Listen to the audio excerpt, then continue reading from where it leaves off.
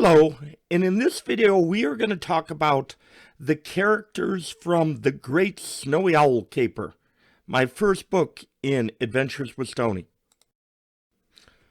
Well, the main character in Adventures with Stoney, Marvin Stone, is basically a alter ego of myself.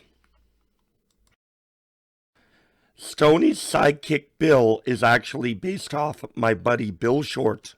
We went from first grade on together and actually shared an apartment for a semester in college. During the story, you read about the Raptor Palace. The Raptor Palace is this magical blue building that's found on Stoney's property. In the Raptor Palace, Stoney houses many of his raptors. He has Morley, the Eurasian eagle owl, and his sister Millie. He's got the two eastern screech owls, Wednesday and Pugsley, Phineas the falcon, Mortimer the Harris hawk, and Tessie the barn owl. Stoney also has two canine companions, Buddy the Brittany Springer and Dale the Chocolate Lab. Both dogs unfortunately passed away right after the first book was written. When I was in grad school in Stevens Point, I had a housemate named Pete Fassbender.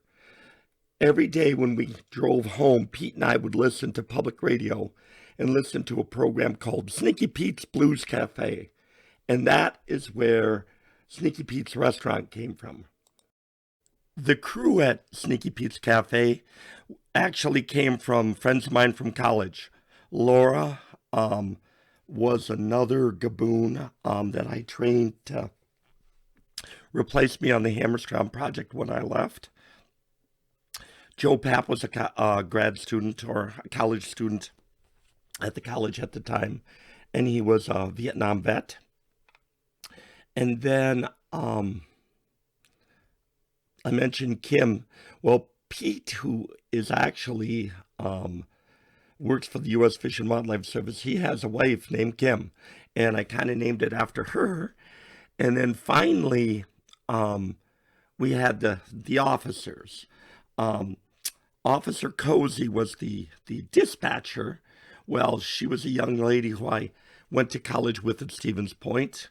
And then Officer Clint Johnson and Officer Julie Jenkinson worked with me at Brazier Falls Central High School.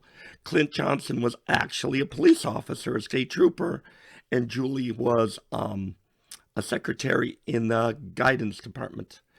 And that rounds out almost everybody. The only other person was Dale Govlick, who I mentioned when they're banding, when they caught the owl, the snowy owl, and they were looking at the band.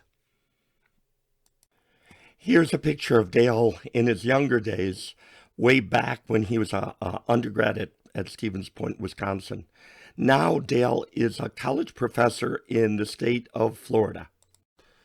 As you can see, most of my characters are based off people from my past, and I kind of used their names and developed a new personality for them. And that trend continues throughout my series.